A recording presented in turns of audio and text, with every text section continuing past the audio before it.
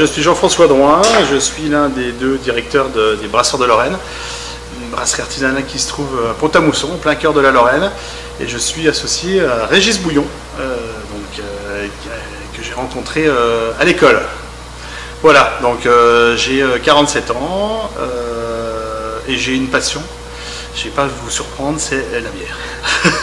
J'ai rencontré avec Régis à l'école nationale des industries agroalimentaires de Nancy, autrement appelée ancienne école de brasserie de Nancy, donc l'EBN, qui est la seule, ou quasiment qui était la seule à former des ingénieurs brasseurs.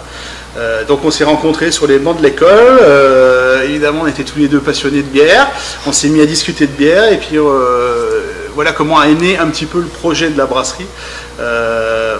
En gros, on a fait le constat qu'en Lorraine, qui est une grande terre de bière, hein, enfin, je dis toujours à mes visiteurs, c'est ici qu'on a inventé la bière moderne. En toute modestie, mais c'est vrai. On pourra y revenir tout à l'heure peut-être. Et on a fait ce constat en ouvrant la fenêtre de dire mais qu'est-ce qui reste comme brasserie historique des 400 brasseries de l'époque? Eh bien il en reste une qui est devenue une brasserie monstrueuse, enfin une grosse brasserie industrielle.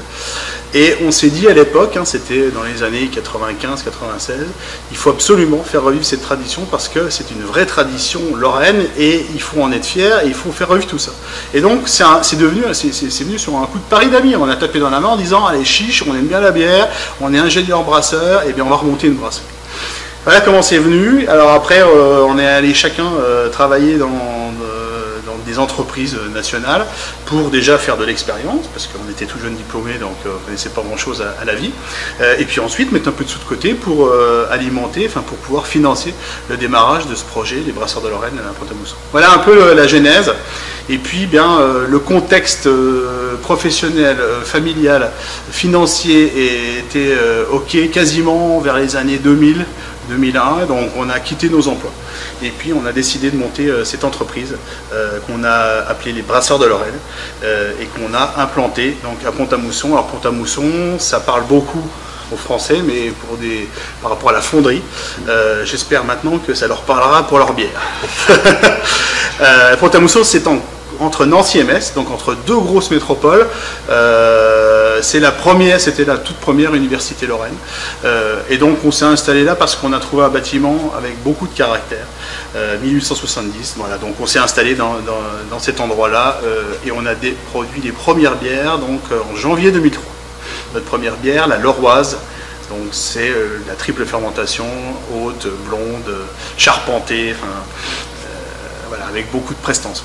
Évidemment que je ne fabrique pas des bières lorraines comme qu'on les faisait en 1950, parce que les brasseries lorraines dans les années 50 faisaient que de la fermentation basse, donc de type Pils, fermentation basse assez classique. Ici, on fait de la fermentation haute. Alors vous allez me dire, mais qu'est-ce qu'il y a de Lorraine? Lorraine, pour nous, c'est un état d'esprit qui consiste à travailler en local. C'est-à-dire que moi qui suis acheteur, je suis l'acheteur du malt, du houblon, etc. à la brasserie. Notre stratégie, c'est de dire achetons au plus près possible de la brasserie. Donc les orges viennent du plus près possible de la brasserie. Le houblon, il n'y en a plus en Lorraine, j'espère que ça va revenir. On va l'acheter en Alsace. L'eau de Lorraine, 90 et quelques pourcents dans la bière. Hein. Donc rien que ça, c'est une accroche au terroir qui est très forte. Puis après, il y a la main d'œuvre. L'énergie, tout ce qui est achat, on va dire type carton, etc. Tout est acheté en local, enfin dans la mesure où on peut le faire.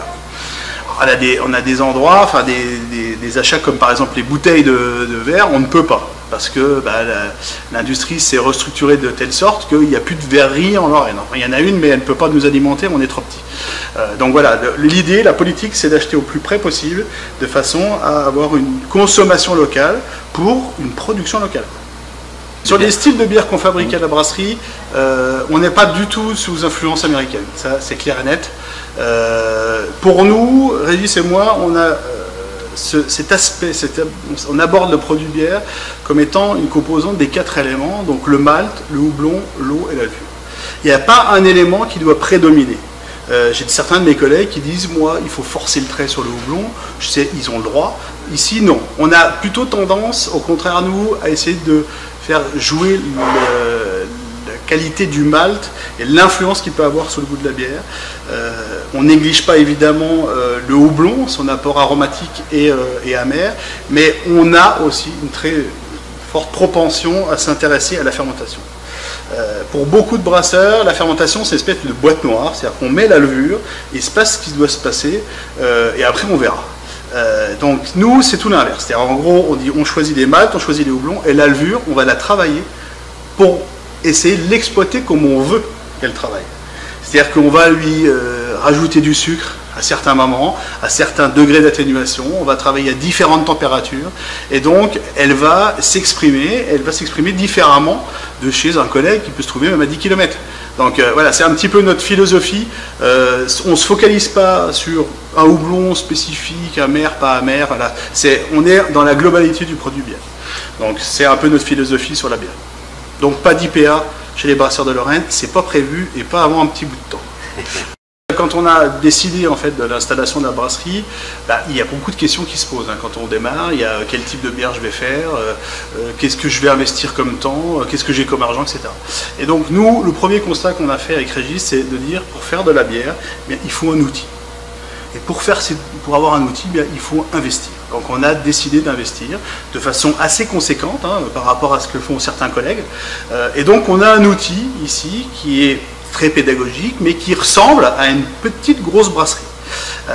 L'idée était de pouvoir brasser suffisamment de bière et d'avoir un outil suffisamment performant pour ne pas passer 100% de notre temps en production. Parce qu'une entreprise, qu'elle soit brassicole ou pas, c'est avant tout de la production certes, mais c'est aussi de la gestion d'entreprise, c'est du marketing, c'est de la vente, c'est du financier, etc. Donc on a décidé de l'investissement de la brasserie aussi en fonction de ce qu'on voulait donner comme temps à l'entreprise. Donc on a un outil qui est surdimensionné. On a une salle de brassage de 40 hectolitres, vous allez voir des fermenteurs de 80 hectolitres. Donc on a volontairement surdimensionné notre outil de façon à optimiser en tout cas le temps qu'on passe à produire la bière. Voilà l'idée de départ. Et puis ensuite au niveau du type de bière qu'on a souhaité fabriquer et qu'on continue d'ailleurs de fabriquer, eh bien on se trouve en Lorraine ou donc dans l'est de la France avec une influence germanique relativement forte et donc les gens, les consommateurs en Lorraine, ils aiment la bière, en tout cas à l'époque, ils aimaient bien la bière limpide. Donc constat, il faut filtrer les bières. Donc on filtre maintenant pour moitié nos bières, au début elles étaient toutes filtrées et maintenant on filtre la moitié de notre production.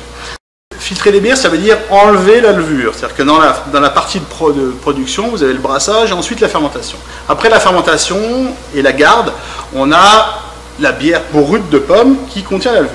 Alors soit on la soutire, c'est-à-dire on la met en bouteille ou en fût telle qu'elle, et donc on aura une bière avec la levure, une bière dite non filtrée, ou encore appelée des fois bière sur lit, puisque la levure a tendance à se déposer, donc légèrement trouble, ou alors on enlève la levure, c'est-à-dire on a un système, un filtre, qui va permettre d'enlever la levure de la bière de façon à la rendre limpide, donc translucide en fait, mais elle garde sa couleur mais elle est limpide, et donc c'est ce qu'on appelle des bières filtrées. Et donc nous au début on a choisi de faire des bières filtrées pour répondre, pour essayer à ce que le Lorrain vienne consommer nos bières. Et donc ça nous a tout de suite impacté un choix technologique qui est, on était obligé de faire du soutirage isobarométrique. Alors ça, qu'est-ce que ça veut dire? C'est un bien grand mot. Eh bien ça veut dire que nos bières, elles sont saturées, c'est-à-dire qu'on met les bulles sont dans le fermenteur. On ne fait pas de refermentation en bouteille. Quand on fait de la refermentation en bouteille, ce qui est une grande majorité des brasseurs artisans français, eh bien vous remettez de la levure, vous mettez du sucre et de la levure, et donc forcément vous avez une bière trouble. Et comme notre objectif c'était d'avoir des bières limpides, on a évacué cette solution de fabrication. Alors impact direct, donc soutirage isobarométrique, et donc investissement un peu plus conséquent, puisque les machines qui permettent de soutirer de la bière pétillante sont des machines d'une technologie, on va dire, un peu spéciale, et qui coûtent en investissement un peu plus cher. Donc voilà, c'était les deux grands choix, avoir un outil relativement performant pour ne pas passer trop de temps en production et faire de la bière filtrée, donc du soutirage isobarométrique. L'augmentation de l'implantation des brasseries artisanales en France, ça pour le coup je le vis oui, assez fort, puisque j'ai été élu au moins au directoire de Brasseurs de France et je représente en tout cas les adhérents petits brasseurs dans cette association. Et donc effectivement on sent sur le territoire français que ça bouillonne dans toutes les régions, quoi.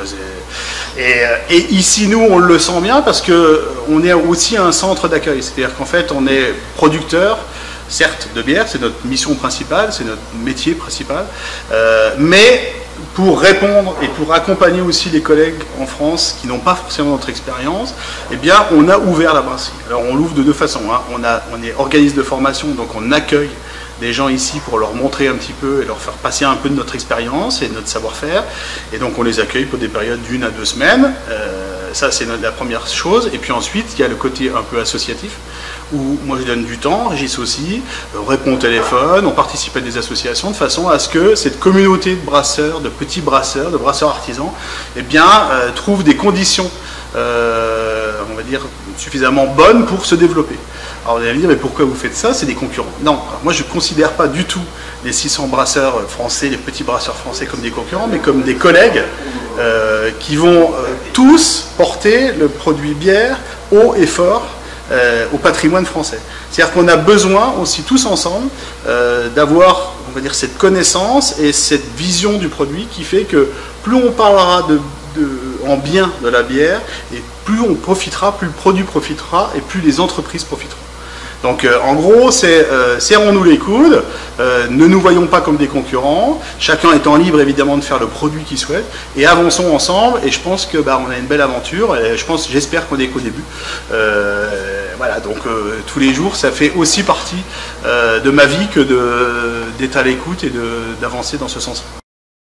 On parle de plus en plus de bière, hein, il y a de plus en plus de brasseries, et forcément, il y a un retentissement un peu politique, et là, pour le coup, effectivement, c'était une très très bonne nouvelle pour la bière française d'être reconnue au patrimoine. Donc les députés ont reconnu que le produit bière était un produit qui était un produit fort du patrimoine français. Et ça, on ne peut que s'en féliciter. Ça va dans le sens de la reconnaissance du produit bière, quel qu'il soit. Hein. C'est artisan, filtré, pas filtré, houblonné, pas houblonné, etc. Voilà. C'est la bière française qui est reconnue par nos instances politiques. Et ça, c'est bien. Dans une période où les politiques ont plutôt quand même tendance à nous considérer comme des vilains petits canards parce qu'on est des producteurs d'alcool. Donc c'est un petit clin d'œil qui est bien sympathique. Le foisonnement des brasseries en France fait que on a une offre de bière qui est extraordinaire. Enfin, chaque brasseur amenant son propre style quasiment, ou s'inspirant de styles ou américains, ou français, ou belges, etc. Et donc le consommateur, lui, bien, il se retrouve dans une offre qui est terrible. Et je pense qu'actuellement, ce consommateur, il peut être perdu. Parce que on parle pas tous de la même chose. Il y a des collègues qui vont appeler leur bière, leur style de bière en reprenant les styles américains. Et donc pour quelqu'un qui s'intéresse à la bière, mais sans plus, il va rien comprendre parce que c'est des noms. Excusez-moi, mais on comprend rien. Enfin, par ailleurs, certains vont dire, moi je fais une bière de style belge. Alors moi je dis, style belge, qu'est-ce que ça veut dire? Moi je fais une bière française. Voilà. Alors évidemment, pour l'instant, cette multiplicité de styles qui est annoncée dans toutes les brasseries artisanales, elle m'embête un petit peu parce que je pense que notre clientèle pourrait être perdue et ça pourrait être négatif vis-à-vis du produit bière. Alors je pense qu'il y a un vrai travail à faire d'essayer d'expliquer, en tout cas, ou de définir des styles, d'expliquer en français, simplement avec des mots français, qu'une bière blanche, par exemple, c'est une bière qui fait majoritairement avec du blé. Par exemple, ça c'est quelque chose qui peut vous paraître évident, mais qui n'est pas évident pour le client qui vient ici. Souvent je fais des visites, je leur dis, voilà, une bière blanche, c'est une bière de style fabriquée un peu avec du blé, c'est pas forcément évident pour tout le monde.